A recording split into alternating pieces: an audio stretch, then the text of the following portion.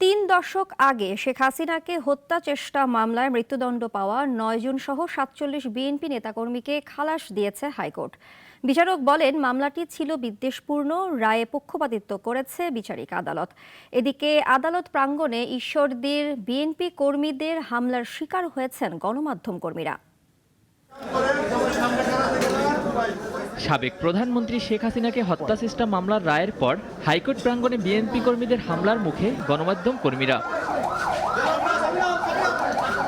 পাবনার ঈশ্বরদীর বিএনপির কর্মীদের এলোপাতারি হামলায় মারাত্মক আহত হন এটিএন নিউজের সিনিয়র রিপোর্টার জাবেদ আক্তার। ভাঙচুর করা হয় মাইক্রোফোন।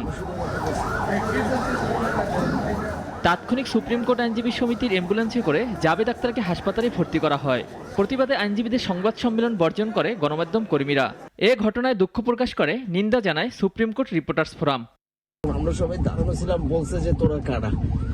আমি শুধু ওনাকে বলছি যে আপনি কে, এমন না আমি তুই করে কথা বলছি, কিচ্ছু না, জাস্ট প্রতিবাদ জানানো সাথে সাথে। আর বাকিটা তো আপনারা দেখছেন আপনাদের সামনে কি অবস্থা।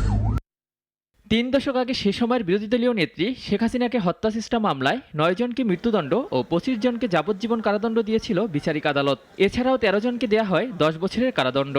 আসামিরা সবাই ঈশ্বরদী বিএনপি ও তার অঙ্গ সংগঠনের নেতাকর্মী। সবাইকে খালাস দিয়েছে উচ্চ আদালত। হাইকোর্ট রায় পর্যবেক্ষণে বলেন, মামলার বিচারিক প্রক্রিয়া ছিল বিদ্বেষমূলক। বিচারিক আদালতের রায় ছিল অমানবিক। ওয়ালিউল রনি, নাগরিক, ঢাকা। ২৫০টিরও বেশি ডিজাইন অপশন নিয়ে ওয়ালটন স্মার্ট ফ্রিজ, বোঝে আপনার প্রয়োজন।